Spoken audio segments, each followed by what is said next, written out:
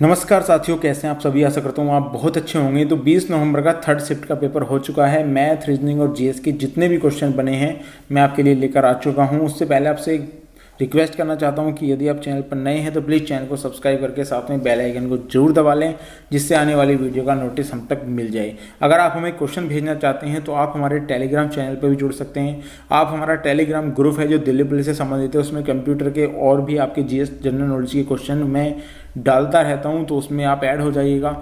आप हमें इंस्टाग्राम पे फॉलो कर सकते हैं। इंस्टाग्राम पे भी हम आपको बहुत सारी चीज़ें प्रोवाइड कराते हैं, तो इंस्टाग्राम पे ऐड हो सकते हैं आप।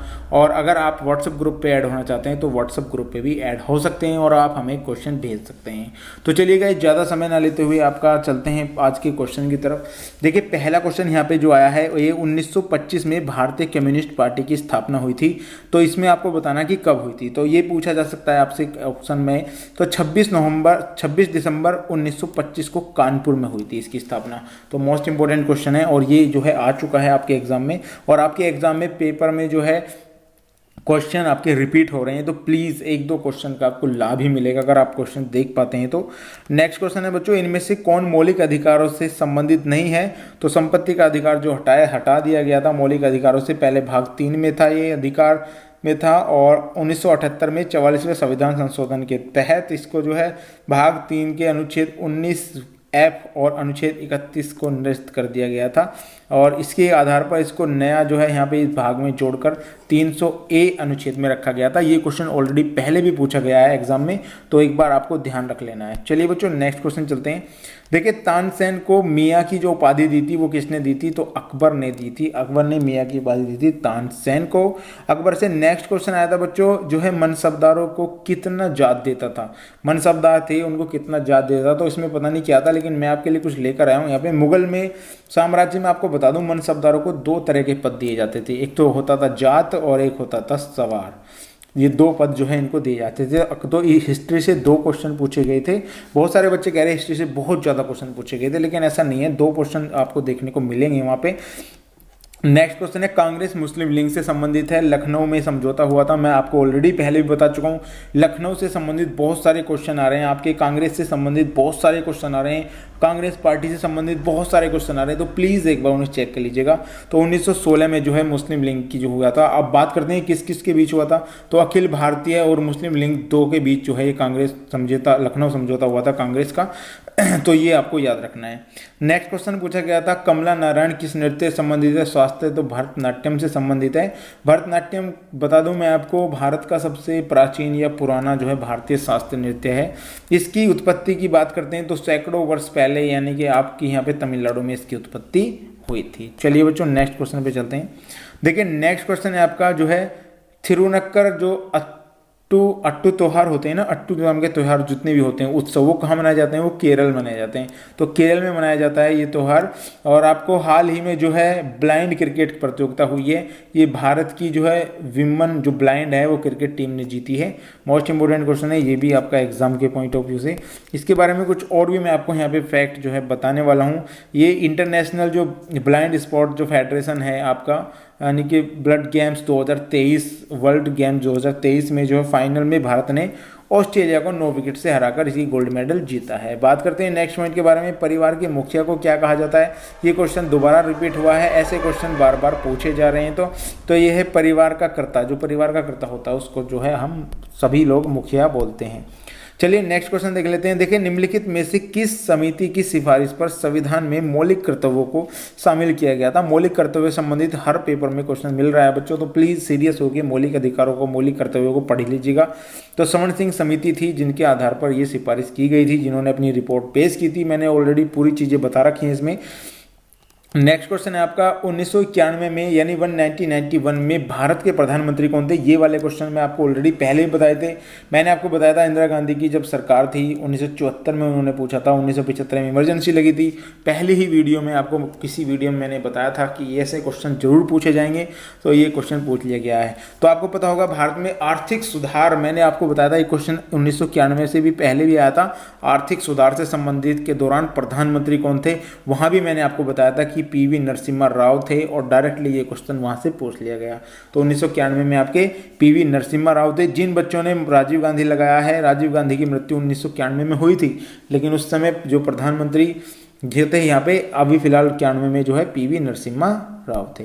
चलिए बच्चों नेक्स्ट क्वेश्चन चलते हैं। नेक्स्ट क्वेश्चन है आपका चोरा चोरी घटना। चोरा चोरी कांड जो हुआ था आपको पता होगा, बहुत ही मोस्ट इंपोर्टेंट चर्चित है। इसमें पूछा गया था असहयोग आंदोलन में भाग लेने वाले जो प्रदर्शनकारी थे उनमें का एक बड़ा समूह जो पुलिस के साथ भिड़ गया था, यानी इन्होंने पुलिस थाने को आग लगा दी थी। चोरा चोरी घटना गोरखपुर जिले में हुई थी, ये भी याद रखना, उत्तर प्रदेश के। और कब हुई थी ये? 4 फरवरी 1922 को चोरा चोरी घटना हुई थी। इस आंदोलन में भाग लेने वाले प्रदर्शनकारी का समूह बहुत ज़्यादा उग्र हो गया था और इन्होंने पुलिस वालियों को, जिन्होंने भीड़ में यानी कि जिसने फिर गोलियाँ चलाई गई थी इसमें, तो इन्होंने पुलिस वालों को जो है आग लगा दी थी एक उसमें। चलिए बच्चों नेक्स्ट क्वेश्चन चलते हैं। देखिए नेक्स्ट क्वेश्चन आया था संपूर्ण जो है ग्रामीण रोजगार योजना, संपूर्ण ग्रामीण योजना कब शुरू हुई थी, तो किस वर्ष शुरू हुई थी? मैंने बताया था योजनाएं बहुत ज़्यादा पूछी जा रही हैं, हर एग्जाम में एक योजना पूछी जा रही है, तो चुनिंदा योजना है बच्चों, याद कर लीजिएगा, आपको ज़्यादा बेनिफिट मिलेगा। तो 2021 यानी कि 2001 में हुई थी, यानी कि 2001 में हुई थी ये। और संपूर्ण ग्रामीण रोजगार योजना वर्ष 2001 से शुरू की गई थी। मैंने यहाँ पे आपको बताया संपूर्ण रोजगार जो ग्रामीण रोजगार योजना का जो फरवरी 2006 में NRIGS जो होता है ये विलियन कर, इसमें जो है विलेन हो गया था इसका, इसमें इसको मिला दिया गया था। नेक्स्ट क्वेश्चन है माई कंट्री माई लाइफ पुस्तक किसकी है? लाल कृष्ण आडवाणी की है, मैंने आपको पहले भी बताया था। और माई कंट्री माई लाइफ पुस्तक के लेखक लाल कृष्ण आडवाणी भारतीय जनता पार्टी के राजनेता रहे हुए हैं। जिन्होंने 2002 से 2004 तक भारत के उप प्रधानमंत्री के रूप में भी कार्य जो है किया था। तो आपके एग्जाम में हो सकता है यहाँ से क्वेश्चन आ जाए, तो एक बार चेक जरूर कर लेना बच्चों। नेक्स्ट क्वेश्चन देखते हैं बच्चों, यहाँ पे राउरकेला स्टील प्लांट से संबंधित क्वेश्चन आ चुका है, तो मुझे लगता है यहाँ पे 3 भिलाई से भी आपका क्वेश्चन आ जाएगा, तो उन सभी को आपको याद कर लेना है। तो यहाँ पे राउरकेला जो है पश्चिम बंगाल से है और राउरकेला स्टील प्लांट पश्चिम जर्मनी की सहायता से जो है इसको स्थापित किया गया था। पूछा जा सकता है दोनों में से कोई सा क्वेश्चन। नेक्स्ट क्वेश्चन बच्चों आया था, देखिए हरिकेन कौन से महासागर में पाए जाते हैं? तो कौन से महासागर में पाए जाते हैं? पूर्वोत्तर प्रशांत महासागर में पाए जाते हैं। और इसमें जो है आपको पता होगा ये क्वेश्चन 2 बार अब तक रिपीट हो चुका है, तो एक बार आप ध्यान दे लीजिएगा इन क्वेश्चनों पे। चलिए नेक्स्ट क्वेश्चन देखता हूँ, भारत की जो आकस्मिक निधि है वो क्या होती है? आकस्मिक निधि से क्वेश्चन है, भारत की आकस्मिक निधि का जो संरक्षण है वो कौन करता है? तो भारत का राष्ट्रपति करता है आकस्मिक निधि का संरक्षण। इसके बारे में कोई 2 पॉइंट और जान लेते हैं। भारत के आकस्मिक निधि का संरक्षण राष्ट्रपति करता है और राष्ट्रपति की ओर से वित्त सचिव इस निधि का जो है प्रबंधन करता है। सही है। चलिए नेक्स्ट क्वेश्चन देख लेते हैं। नेक्स्ट क्वेश्चन है भारत के राष्ट्रपति की उपाधि, अगर मैं आपको बताऊं भारत के राष्ट्रपति की उपाधि कौन कर सकता है? उपाधि जो है वैसे तो सर्वोच्च न्यायालय कर सकता है, लेकिन ये क्वेश्चन कुछ अटपटा सा पूछा गया था, शायद बच्चे ये बता रहे थे, तो देख लेना एक बार। भारत के राष्ट्रपति की उपाधि राष्ट्रपति को ही दी जा सकती है और बाकी किसी को नहीं दी जा सकती। और राष्ट्रपति भारत के संविधान के अनुच्छेद 55 के अनुसार अनुपातिक जो प्रतिनिधित्व प्रणाली एकल संक्रमण मत पद्धति द्वारा ही चुने जाते हैं, ये भी आपको याद रखना है। आर्टिकल आपके पूछे जा रहे हैं तो प्लीज़ आर्टिकल पे भी आपको थोड़ा ध्यान देना है बच्चों। चलिए नेक्स्ट क्वेश्चन देख लेते हैं। देखिए मैंने पहले भी वीडियो में बताया था, खेल से संबंधित आ गया यहाँ पे। खो खो कबड्डी का ग्राउंड की माप कितनी होती है? तो ग्राउंड की माप मैंने पहली वीडियो में भी आपको बताया था, किसी भी आपको खेल के जो है मैदान की आपको माप पूछी गई है तो 27 × 16 मीटर होती है, ये भी आप इसको याद रखना है। और एशियन गेम्स में भारत किसने किया था? यानी कि एशियन गेम में ये कुछ ऐसा क्वेश्चन पूछा गया था। एशियन गेम में 2023 में भारत का स्थान कौन सा था? शायद ऐसा क्वेश्चन कुछ था, तो आपका सही आंसर हो जाएगा 4था स्थान था। और एशियन 2023 में भारतीय खिलाड़ियों ने 107 पदक जीते थे, 107 जो है मेडल जीते थे, ये आपको याद रखना है। चलिए बच्चों नेक्स्ट क्वेश्चन पे चलते हैं। नेक्स्ट क्वेश्चन था किसी दस्तावेज को प्रिंट करने के लिए कंप्यूटर से संबंधित था, तो आपको कंट्रोल P करना पड़ेगा। अगर कोई भी दस्तावेज आपके कंप्यूटर में है तो आप कंट्रोल P करेंगे तो आप उसका प्रिंट निकाल सकते हैं। और आपका यहाँ प्रोजेक्टर जो है इंजेक्टेशन का वर्ड प्रोसेस पूछा गया था। ये शायद कुछ ऐसा क्वेश्चन था, इसका आंसर नहीं पता है, यानी कि अभी बच्चों ने बताया नहीं, ऐसा क्वेश्चन कुछ पूछा गया था। और स्पीड सीट के बारे में पूछा गया था, बनने के लिए कौन सी की का उपयोग किया जाता है। तो स्पीड जो है स्प्रेड सीट का जो है कई तरीके से यूज़ किया जा सकता है। अब ऑप्शन में क्या था वो तो आप देख लीजिएगा। अगर आपको ज़्यादा प्रॉब्लम है कंप्यूटर में तो मैंने वीडियो ऑलरेडी बना दी है, आप जाइए वहाँ पे जाकर अपना वीडियो जाके देख सकते हैं, जिससे कि आपको कंप्यूटर में बहुत ही आसानी हो जाएगी। चलिए नेक्स्ट क्वेश्चन देखिए। यहाँ पे औसत का क्वेश्चन था, मैं ऑलरेडी आपको ऐसे क्वेश्चन पहले भी बता चुका हूँ। ये यहाँ पे 18 है प्लस यहाँ पे 15 है प्लस यहाँ पे x मान लेते हैं प्लस यहाँ पे 22 हो जाएगा और प्लस यहाँ 28 प्लस यहाँ पे 31 और इन सभी का औसत जो है कितनी संख्या है 1 2 3 4 5 6, यानी कि 6 से इसको भाग दूंगा तो मैं 21 आ जाएगा। ये 6 इधर चला जाएगा यहाँ पे गुना में, तो इन सभी को जोड़कर जब आप यहाँ पे आंसर इसका निकालने वाले होंगे ये यहाँ पे जाके गुना में हो जाएगा, तो 6 इधर चला जाएगा यहाँ पे। अगर मैं इसको यहाँ पे जोड़ता हूँ यहाँ पे 18 plus 15 plus x plus 22 plus 28 plus 31 बराबर कितना हो जाएगा 6 एकम 6 6 दूनी 12 126 हो जाएगा। जब आप इन सभी को जोड़कर प्लस x को इधर रखेंगे, यहाँ से इसे माइनस ले जाएंगे तो सही आंसर आपका 12 आ जाएगा। देख लेना आप निकाल के, बहुत ही इजी सवाल था। तो औसत में पूछा गया था। वीडियो बहुत लंबी हो जाएगी अगर आपको मैं सारी चीज़ें बताऊँगा यहाँ पे। तो आइए यहाँ पे देखते हैं, इसमें विकल्प में 5वें पद को ठीक से बताना है आपको। यहाँ पे अगर मैं यहाँ पे आपको बताता हूँ, यहाँ पे AR है ये और ये DW है, तो मैं अगर यहाँ पे देखता हूँ A से अगर मैं यहाँ पे D पे जाने की कोशिश करता हूँ, यहाँ पे ABCD यहाँ पे +3 हुआ है यहाँ पे। और अगर मैं यहाँ से देखता हूँ, यहाँ से ये जाएगा PQRS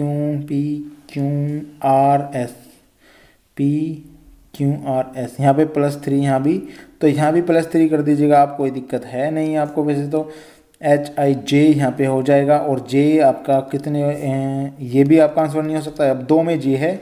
तो अब यहाँ से मैं देख रहा हूँ, यहाँ 37 से 7 जुड़े और यहाँ तो यहाँ भी 7 जुड़े और यहाँ भी 7 जुड़ेंगे तो आपका 38 आ जाएगा। तो सही आंसर हो जाएगा ऑप्शन नंबर 1।